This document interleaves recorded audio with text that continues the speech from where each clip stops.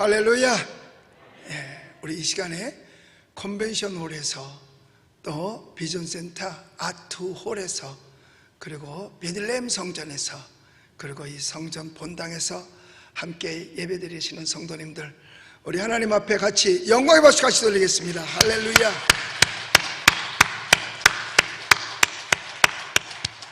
본당에서 예배를 드리든 컨벤션홀에서 드리든 또 아트홀 공연장에서 예배를 드리든 교육관에서 예배를 드리든 그리고 국내외 어디에서 예배를 드리든 지금 이 시간 시간과 공간을 초월해서 역시하시는 하나님께서 동시에 같은 은혜를 주실 줄로 믿습니다. 모두가 다 큰 은혜가 넘치게 되시기를 예수님의 이름으로 축복합니다. 우리의 나라를 상징하는 나무는요, 무궁화라고 이야기를 합니다. 뭐 꽃도 무궁화꽃 그렇게 얘기하죠.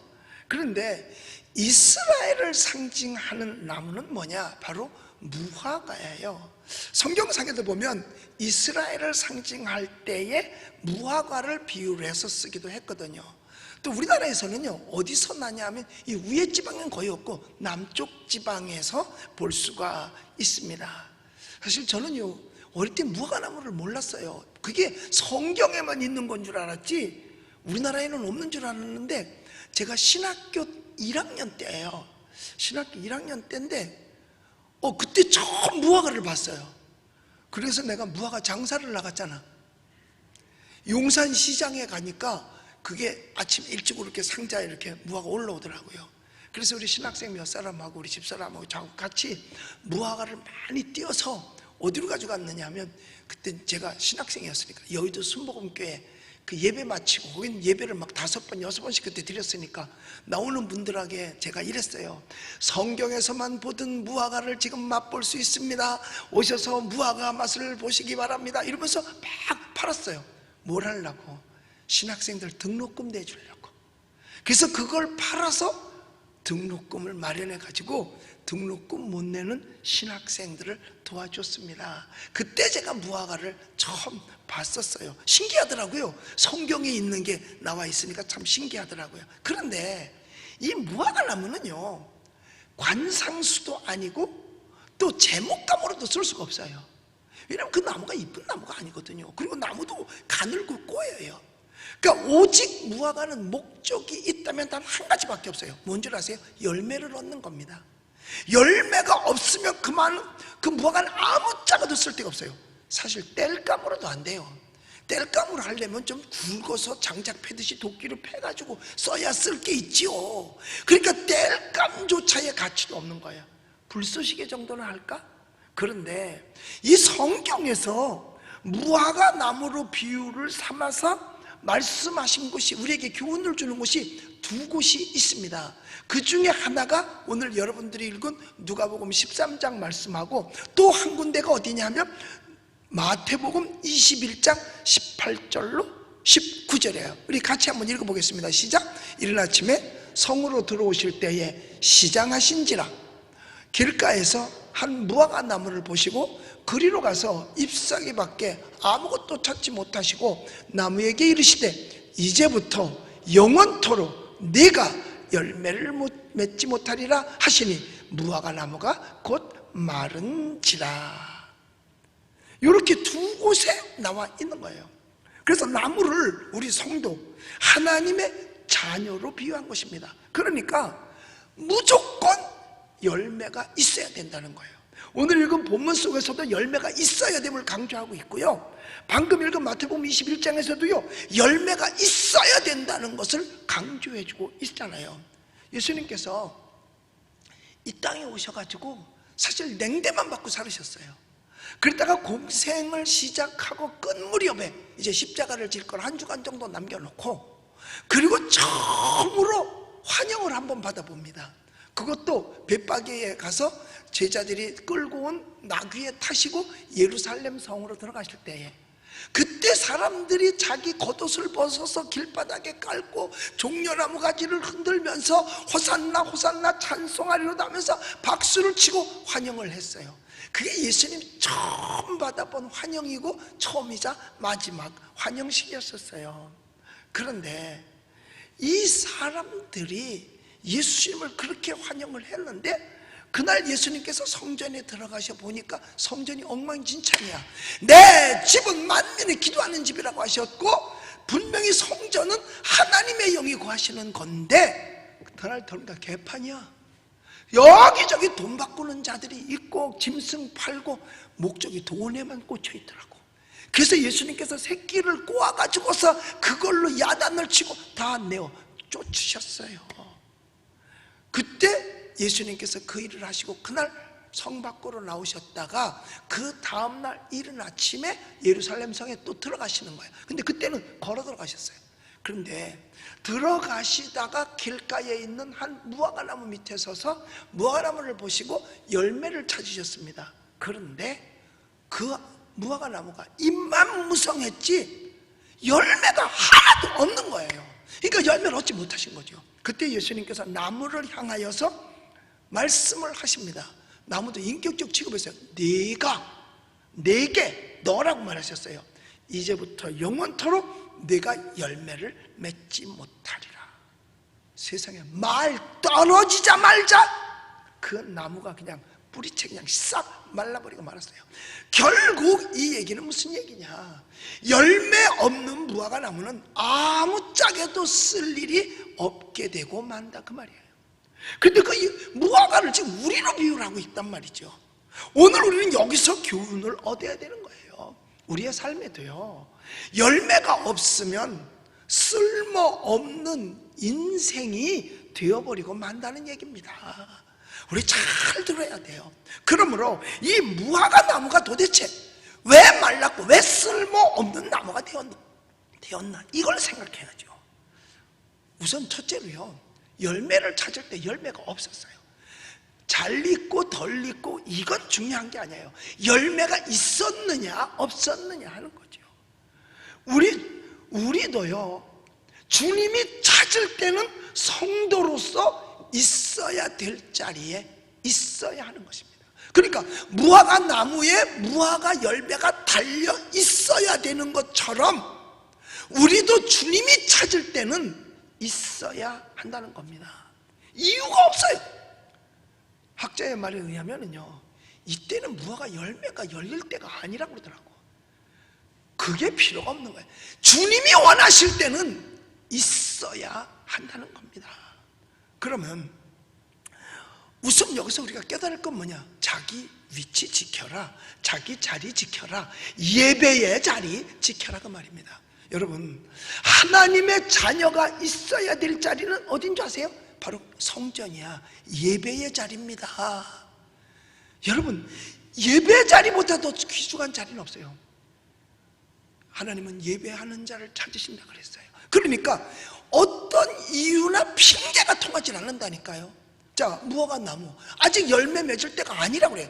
그래도 그 자리에 있어야 되는 것처럼 지금 이 시기가 예배드릴 처소가 마땅치 않아, 예배가 마땅치 않아, 이 코로나 때문에 힘들어, 그래도 예배의 자리에는 있어야 한다는 겁니다. 이유가 없다는 거야. 이유가 열매 맺힐 때가 안 됐을 망정 열매가 달려 있어야 된다는 거예요. 덜 있더라도 있어야 된다는 거예요. 주님이 찾을 땐 있어야 되는 거예요. 그런데 하나님이 누굴 찾아봤더니 예배하는 자를 찾으셨다 그랬어요. 여러분, 우리 예배의 자리는 여러분들이 지켜야 될 자리인 줄로 믿습니다. 그래서 정말 교회가 철문이 닫혀버리고 폐쇄가 돼서 한 사람도 교회 입장을 못한다 하더라도 와야 되는 것이 예배의 자리예요.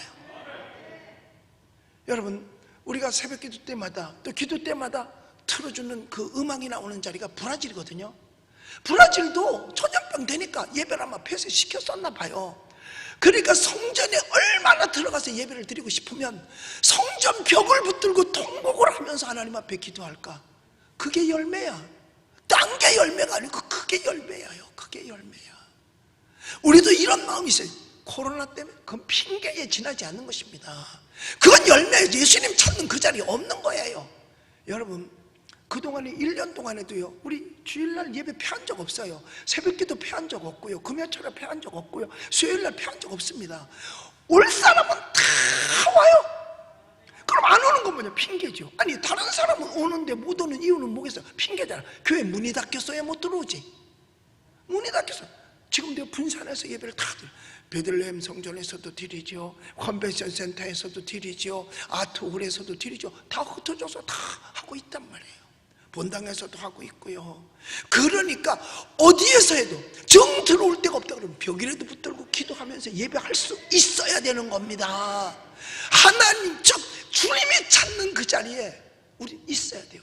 없으니까 여러분 그 나무가 뿌리채부터 말라버렸잖아요. 그 다음에 두 번째로 자기 직분 지켜야 돼요. 목회자는 목회자의 직분 지켜야 돼요. 또 직분자는 직분자 지켜야 돼요. 항존직은 항존직 지켜야 돼요. 그게 우리들이 할 일입니다. 글자 그대로 교회의 직분자는 장로님들, 뭐 권사님, 어른이에요. 어른 행세도 할 줄 알아야 돼요. 여러분 어른 행세하는 방법을 내가 알았어요.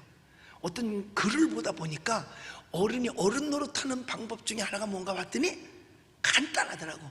지갑은 열고 입은 닫으면 된대. 이게 아주 최고의 방법이래 그러더라고요. 그래서 나도 그 방법대로 애들한테, 손주한테 지갑은 열어. 그 대신 이건 안 해. 왜? 어른은 입만 열어주면 잔소리 하잖아. 그게 좋은 게 아니라는 거야. 지갑만 열어주면 된다는 거예요. 그러니까 내가 보니까 교회 안에서도 항존 직분자들은 서약한 대로 교회가 원하는 자리에 항상 있어야 되고 지갑도 열을 줄 알아야 돼요. 그게 일꾼이 되는 거고 대접을 받고 하더라니까요. 자, 그거는 뭐 형편대로 하는 거지만 입은 닫아야 되는 거죠. 항존 직분자는 서약한 대로 교회가 원하는 자리에 항상 있어야 되고 주여정의 동력자로 같은 뜻을 가지고 어떻게 하면 도울 수 있을까? 이게 열매가 되는 거예요. 기도로 돕고 물질로 돕고 격려와 위로로 돕고 이렇게 하는 거죠. 격려와 위로로 돕는 거예요. 어떤 분이 제게 편지를 보내오면서 조그만 선물을 보내왔더라고요. 목사님 많이 힘드시죠? 그러면서 편지를 보내왔는데 뭐냐, 목사님 재판받고 이러시는데 얼마나 고생스러워요. 고생될 건 없어요. 근데 신경은 좀 쓰여. 네, 그렇지만 마음고생은 되지만 뭐 육체적으로 뭐 그러려니 하고 마니까. 그랬더니 목사님 이거 별로 좀 안 되지만 장롱에 있는 것보다 목사님 쓰시는 게 좋아요. 그리고 재판 비용이라도 보태세요 하고 세상에 선물을 보내줬더라고요. 이게 뭐겠어요? 격려와 위로죠. 나는 뭘로 격려하고 위로할까? 여러분 교회 직분자들이 담임 목사 일에 견제기로 생각하면 큰 우산입니다. 그건 큰 우산. 아론과 훌의 역할은 있을지언정 견제의 세력이 아니라는 사실을 알아야 돼요. 말씀을 떠나서 자기 주관적 생각으로 판단하고 주관적 생각으로 행하면 안 된다는 거예요. 그것은 뭐만 멀쩡한 거냐? 잎사구만 무성한 거예요. 열매는 없는 겁니다. 무화과 열매는 있어야 할 자리에 있어야 하고 지켜야 할 자리에 지켜져야만 그게 열매로서 입만 무성한 게 아니라는 거예요. 그러니까 각자가 자기에게 주어진 직분 지켜야 되는 어떤 이유가 없다는 거예요. 무화과 열릴 때가 아니라 할지라도 주님이 찾을 때는 있었어야 되는 것처럼 형편이 어떠하든지 간에 자기가 해야 할 일은 해야 한다는 겁니다. 그리고 섬김의 열매가 있는 것입니다. 조건은 이유가 없어요.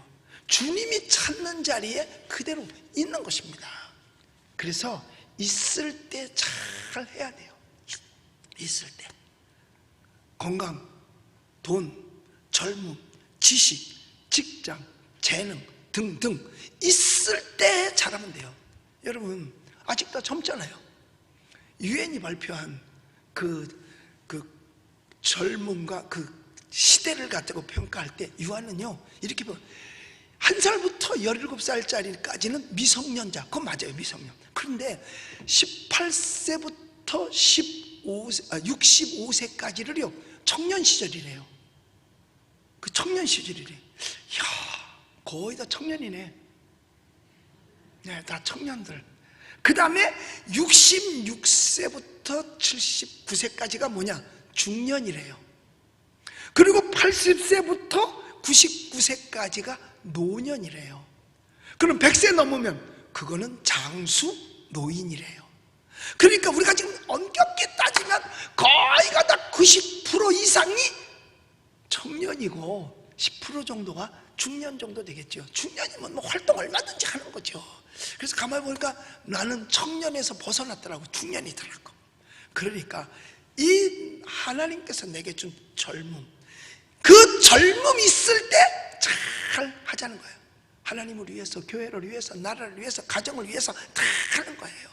건강 언제까지 있는 거 아니잖아요. 아직 있을 때에, 돈 가지고 있을 때에 잘 하는 겁니다.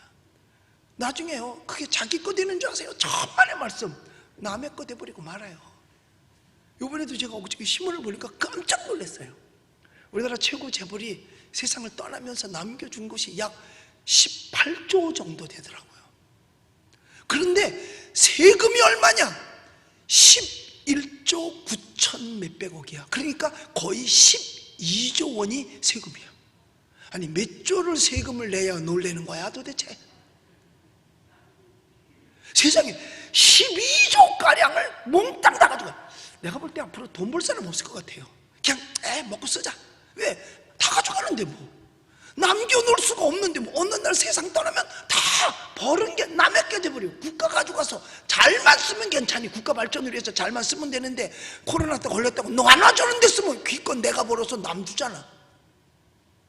내가 벌어서 남 주는 거야. 어떤 사람이요, 거지가 지나가는데 한 사람이 매일같이 10불씩 줬대요. 거지한테 10불씩 줬대요. 그런데 어느 날 안 줬대네. 그랬더니 그 거지가 불러드려요. 여보세요. 그래서 왜 나 매일 주던 돈 안 주느냐 이거야. 그래서 어저께 우리 딸 시집 보내느라고 돈이 좀 많이 들어. 왜 내 돈을 가지고 당신 딸 시집을 보내? 그러더래.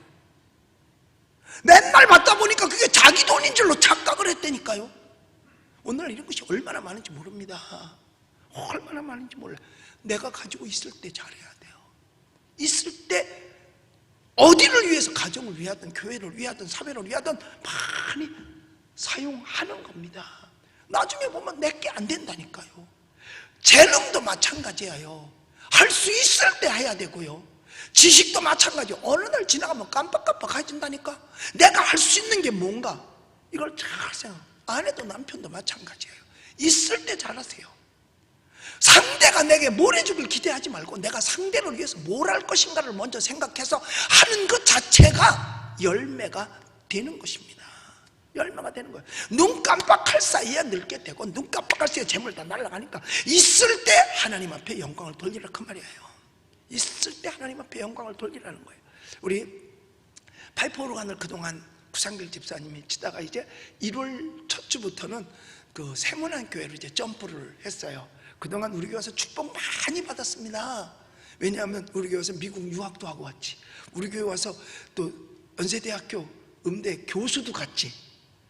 그렇지. 거기다가 지금 또 얼마나 좋아요. 더 좋은 곳으로 점프도 해서 갔지. 그러니까 축복 많이 받았죠. 그런데 이제 세문안교회하고 연세대학은 이게 언더우드 박사가 세운 거니까 연결이 돼 있어가지고 연세대학 교수가 세문안교회, 그리고 이번에 새로 파이프 오르간을 들여왔기 때문에 교수가 해야 된대요. 그래가지고 교수니까 어쩔 수 없이 이제 거기로 가게 된 거죠. 축복 많이 받았어요. 축복 받으니까 점프가 열매예요. 그러니까 우리 교회 와서 열심히 봉사 잘하고 축복 받으면 거의 강남으로 이사 가요. 그거 축복 아니야? 그죠? 축복이잖아요. 일부 예배 보니까 아멘 그러더라고. 그래서 축복해주지 말아야 되겠다. 은혜 받고 많이 갔어요. 자기에게 있는 재능을 하나님께 영광 돌리는데 쓰는 거예요. 또 점프해서 또 가고 하나님께 점점 나아지게 해주는 거거든요. 그래서 제가 이 이야기를 왜 하느냐, 혹시 이 얘기를 바깥에서 유튜브를 통해서 들은 사람이 올게니스트가 있으면 오라 이거야.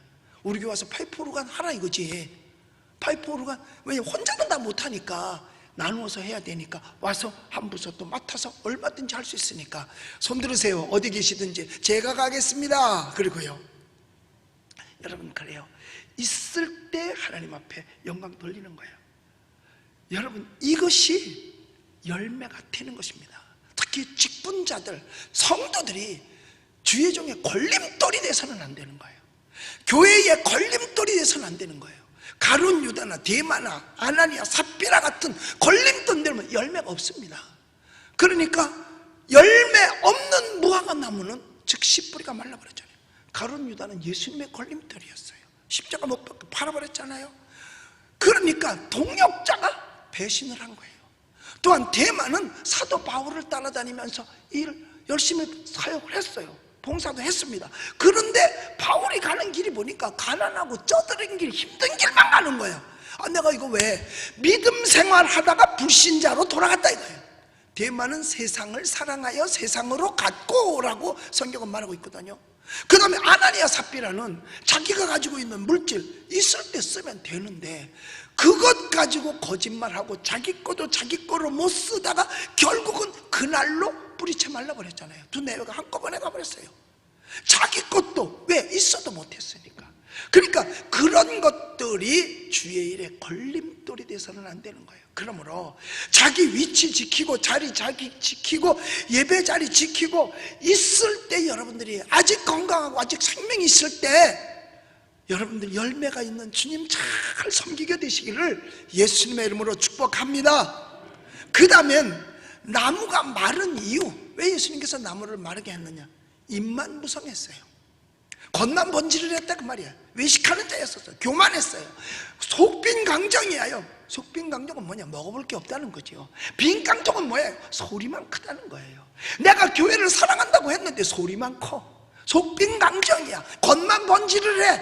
내가 나라를 사랑한다고 했는데 속빈 강정이야. 소리만 커. 하는 척만 했지 겉으로는 나타나는 게 아무것도 없어요. 열매가 없었더라 그 말입니다. 그러니까 입만 무성해지면 결국은 그 나무는 있어야 될 필요가 없는 나무가 된 거죠. 그러니까 예수님께서 그 즉시 열매 없는 무화과 나무를 향해서 다시는 내게서 열매를 얻지 못하리라 라고 말씀한 거예요. 이것이 여러분 우리에게 큰 교훈임을 깨달아야 됩니다. 그리고 그 다음에 여기에서 이 무화과 나무는 나무를 위한 배려가 전혀 없었던 거예요. 자기밖에 모르는 거지. 나무를 위한 배려.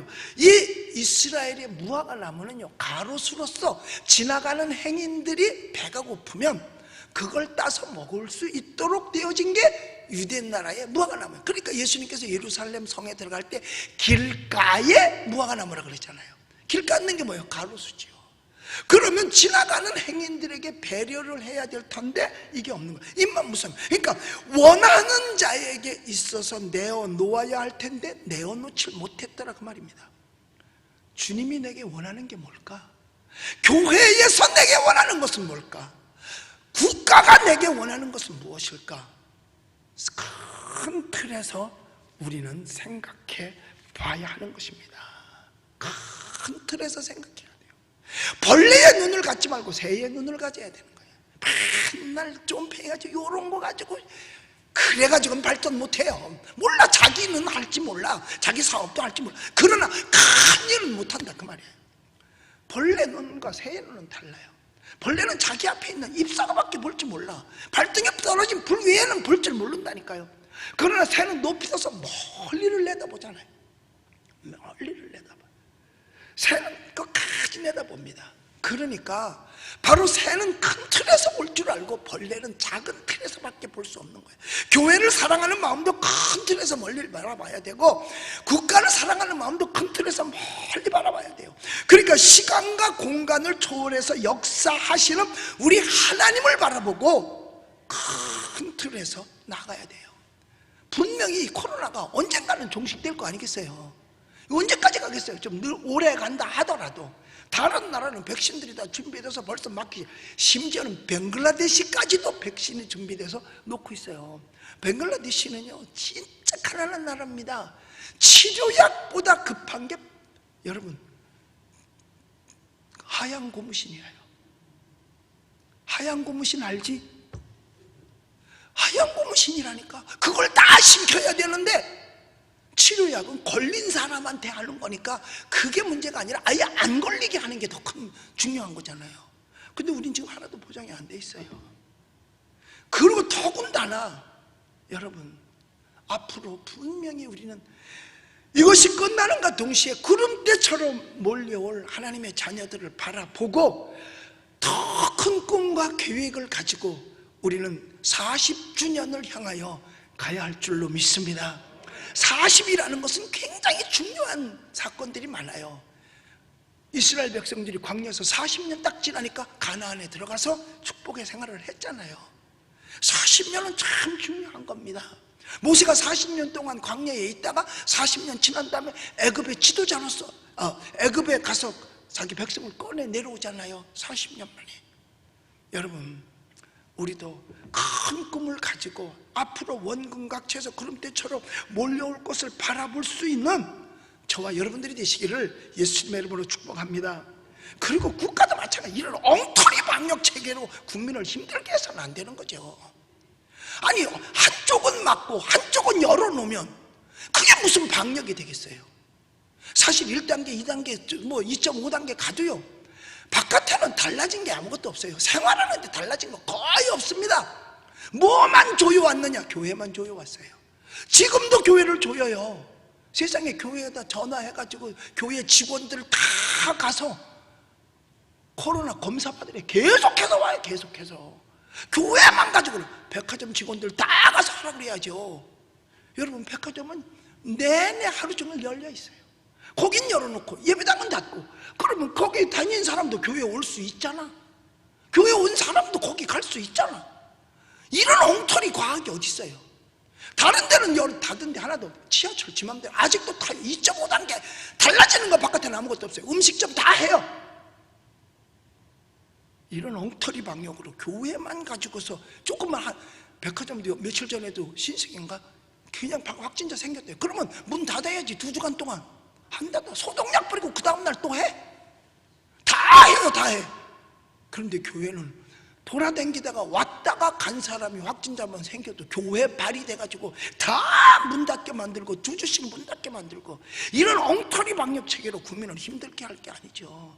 처음에는 검사 조금 했으니까 확진 조금 나오니까 뭐 몇십 명, 몇백 명을 이렇게요. 지금 뭐 1000명 많이 하니까 10만 명 이상 검사하니까 나오죠. 그리고 그동안 얼마나 많이 전염이 됐겠어요. 그동안 1년 동안이나 지금 끌고 왔는데, 진작 막았어야 되는데 안 막고 나서 1년 동안 끌고 오니 지금 아무 데나 가서 코 쑤시면 다 나와요. 아무 데나 가서 코 쑤셔보세요. 누구든지 붙들어 쑤시면은요 다 양성 나와요. 다 나올 수 있어요. 1%에서 1.4%까지 다 나옵니다. 이제 대한민국 비켜갈 일이 없어요. 다 나올 수밖에 없으니까요. 나 고발한 무슨 뭐 푸른 나무인가 뭐 평화나무인가, 거기 대표도 김용민이, 그 사람도 걸렸어요. 신문에 났더라고, 걸렸다고. 그런데 그 사람도 피해자야. 왜? 처음부터 막았으면 자기도 안 걸릴 거 아니에요. 그런데 그건 가만히 있었잖아. 그 사람도 피해자예요. 그 사람이 얼마나 교회에 그런 거 걸린다고 뭐라고 그래요. 피해자. 그 사람도. 그러니까 이런 엉터리 정치 방역 체계로 국민을 힘들게 할 게 아니라 제대로 해야 되지 않겠냐 이거죠. 제대로. 그러니까 모두가 다 록다운 하면 록다운 다 시키고, 그러면 교회라고 해서 항의할 일이 없죠. 왜? 백화점도 쉬고 지하철도 쉬고 공무원도 쉬고 다 쉬었으니까 그래 보름만 참아보자. 이거 못할 사람이 어디 있겠어요. 그런데 한쪽은 막고 한쪽은 열어놓고, 여러분 창문 열어놓고 모기약 뿌리면 뭐야? 또 창문으로 또 들어오는 거. 이건 엉터리야, 엉터리. 계속 달라지는 거는 교회밖에 없고, 지난주에도 와서 검사하고 갔고, 아니, 검사야? 조사야? 감시야? 우리 멀리 내다봐야 돼요. 이렇게 가지고는 1등 국가 못 가요. 아니, 감시를 받는 국민이 어떻게 1등 국민이 될 수 있겠어요? 우리가 1등 국가, 1등 국민, 1등 세계를 향한 교육, 경제, 체력, 안보, 여기에 발전적으로 나가야 될 텐데 국민을 억압하고 모이지 마라, 5명 같이 가지 말라, 이런 엉터리 방역이 어디 있어요? 5명이 식당에 가니까요, 넷은 먼저 들어가고 한 사람은 나중 들어와서 저쪽에 가서 앉아. 이게 과학이야? 아무리 이치적으로 설명을 해도 그게 안 돼. 그러면 그 팀만 있어? 가니까 이미 먼저 들어와 있었던 팀도 있어. 그리고 그 밥상만 하나 건너뛰어. 손님이 없으니까 건너뛰지. 이런 엉터리 방역. 여기에 현혹돼가지고, 그리고 교회 발을, 여러분 제일 많이 난 데가 서울시에서 발표한 게요, 46%가 일반데래. 기아철, 상점, 식당, 뭐 주로 제일 많은 데가 식당, 뭐 이렇게 음식 먹는 데가 제일 많이 46%래. 그럼 거기도 문 닫아야 되잖아요. 아니요. 그리고 뭐 제일 모두 7단계로 나눴는데 6번째가 종교단체예요. 거의 종교단체는 어느 한 군데서 나서 그렇지, 사실은 그게 그렇게 뉴스요 이슈가 될 게 아니거든요. 그래놓고 교회 발만 얘기를 하는 거죠. 그래가지고 1등 교과 못 되죠. 우리 1등 세계를 향한 1등권의 교육, 경제, 체력, 안보에 모두가 다 매진을 해야 되거든요. 그런데 학교 교육은 제대로 된 역사관도 가르치지 않고, 세상에 바나나 가져오라 그래서 PM 두고 갔다가 그걸 가르치는 게 학교에? 그게 초등학교에서 할 일이냐고. 그러니까 이런 걸 막자고 나서는 게 교회밖에 더 있냐 이거예요. 그러니까 교회를 싫어해. 지네가 하고 싶은 걸 못하게 하니까. 제대로 역사관을 가르쳐, 경제관을 제대로 가르쳐. 무노동 무임금이 맞아요. 성경에서 일하기 싫어하는 사람은 밥도 먹지 말게 하라고 했으니까요. 열심히 일한 사람이 살 수 있어요. 공짜를 좋아하면 안 되는 거죠. 안보가 튼튼해야 되는데, 그래야 평화가 있는데, 강한 사람은 평화를 유지할 수 있지만 약한 사람은 절대로 평화를 유지할 수 없습니다. 여러분, 약한 사람이 깡패한테 우리 평화하자 평화돼요? 안 되죠. 몰라. 조공을 바치면 평화가 될런지. 강하지 아니고는 평화가 이 땅에 있을 수 없어요. 내 쪽에서 약하면서 평화하잔다고 해서 저쪽에서 평화하냐 이거예요. 간첩 잡는 것도 다 없애버리고, 경비처도 다 아물어버리고, 탱크 방어막도 다 없어버리고, 비행기도 가까이 가지 못하게 하고, 이러고서 평화만을 얘기한다. 평화가 되냐 이거예요. 그거 평화 안 되는 것입니다. 이제 우리는요, 오늘 제가 이 얘기를 하느냐, 이제 오늘이 마지막 주일, 새해를 앞에 놓고 있거든요. 우리 스스로가 내 삶 속에서 열매가 있었나를 한번 생각해 보는 겁니다. 열매는 눈에 보이는 거거든요. 물론 우한폐렴 코로나19로 말미암아 자유롭지 않았던 것만은 분명해요. 아무래도 뭐 좋을 수 있죠. 뭐 나도 걸리면 어떡하나 그렇게. 그런데 그것이 핑계로 포장된 것은 아닌지, 그 정도의 포장이라면 그 사람은 문 바깥에 단 한 발짝도 나가서는 안 되는 거죠. 왜? 그건 안 무서워? 그건 포장, 그런 핑계 대서는 안 돼요.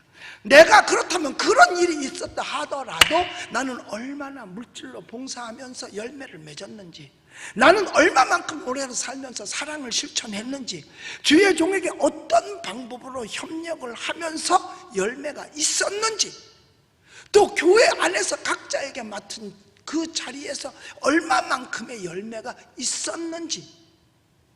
오늘 본문에서 주장하는 것은 과원지기의 믿음이에요. 분명 열매를 맺지 못했다 이 말이에요. 이유가 있었죠. 뭐 코로나도 있을 수 있고, 뭐 날씨가 안 좋았을 수도 있고, 뭐 여러 가지 이유는 있겠습니다만은, 그러나 일가는 열매가 없을 때 오늘 누가복음에 보니까 땅만 버렸어.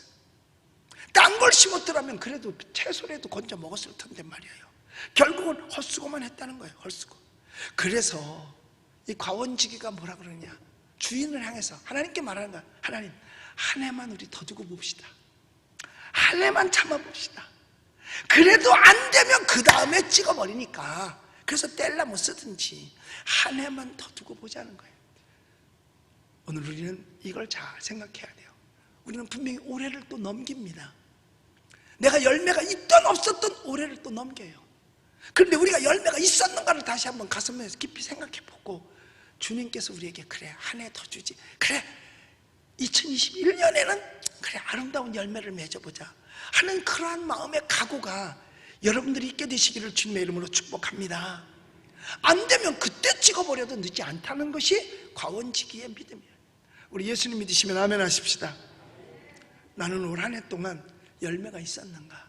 작게는 가정에서, 조금 더 나아가서는 우리 은평제일교회 안에서, 더 나아가서는 국가에 나는 어떤 열매를 맺었는가? 뭘 했는가? 만약에 없다면 반성하고 회개해야 돼요. 그런데 그 열매는 누가 제일 잘 아느냐? 자기가 제일 잘 알아. 어떤 열매를 맺었는지, 그리고 우리 마음속에 반성하고 새로운 각오를 가지는 거예요. 그리고 멀리 보고 나가는 겁니다. 눈앞에 떨어진 코로나만 보는 게 아니라 좀 멀리 보고 가는 거예요. 1등 국민, 1등 국가, 1등 교인, 1등 교회 만들기 위해서 좀 멀리 보고 가는 거예요. 지금은 어려워도, 그래서 세계 속에 가는 한국을 만들어 가고 세계 속에 우리는 교회를 만들어 가야 될 줄로 믿습니다. 우리 한 번 더 예수님 믿으시면 힘차게 아멘 합시다. 그래요. 우리 정말 믿음 가지고 올 한해 반성하고 믿음 가지고 세계 속의 한국을 만들어가는, 세계 속의 교회를 만들어가는 저와 여러분들이 되어주시기를 예수님의 이름으로 축복합니다. 기도하겠습니다. 우리 아프신 분은 아프신 자리에 손을 얹고, 문제가 있으면 가슴에 손을 얹으시기 바랍니다. 위에서 기도해드리겠습니다. 하나님 아버지, 오늘이 금년의 마지막 주일을 맞이하게 됐습니다. 그런 하나님, 마지막 주일을 당하여서 감사한 것밖에 없습니다. 코로나가 창궐한 때도 우리의 건강을 하나님께서 지켜주셨고, 또 힘들고 어렵지만 버티면서 살 수가 있었으며, 경제적 어려운 시련이 있었어도 우리 능히 참아내고 여기까지 오게 된 것을 감사드리옵나이다. 그러나 주님께서는 우리에게 열매를 찾으셨습니다. 나는 어떤 열매를 주님 앞에 내려놨는지 오늘 이 시간 돌아보고, 내려놨으면, 잘했으면 박수 쳐주고 스스로에게라도, 못했으면 스스로 책망도 받을 수 있게 하여 주시옵소서. 누가 누구를 책망하겠나이까? 본인이 본인을 책망하며 큰 틀에서 멀리 바라보고 앞으로 오는 새해를 맞이할 수 있는 우리들이 꼭 되게 하여 주시옵소서. 그래서 1등 국민이 1등 국가 만들어내고 1등 교인이 1등 교회 만들어내는 세계 속의 한국, 세계 속의 교회가 꼭 되도록 축복하여 주시옵소서. 믿음으로 손을 얹었습니다. 믿는 자들에게는 표적이 따르니 저희가 내 이름으로 귀신을 쫓아내며 병든 사람에게 손을 얹은 즉 나으리라고 말씀하셨습니다. 이 시간에 병 낫게 하여 주시옵소서. 새해까지의 아픔, 고통, 통증들을 절대로 끌고 가지 말고 올해가 가기 전에 깨끗이 낫게 하여 주시옵소서. 내가 나사렛 예수 이름으로 명하노니 나음을 얻게 될지어다, 자유를 얻게 될지어다, 예수 이름으로 건강할지어다. 하나님을 사랑하는 자, 곧 그 뜻대로 부르심을 입은 자들에게는 모든 것이 합력하여 선을 이루느니라고 했습니다. 결과가 아름다운 열매가 있을 수 있게 하여 주시옵소서. 나사렛 예수 그리스도 이름으로 간절히 기도드리옵나이다. 아멘.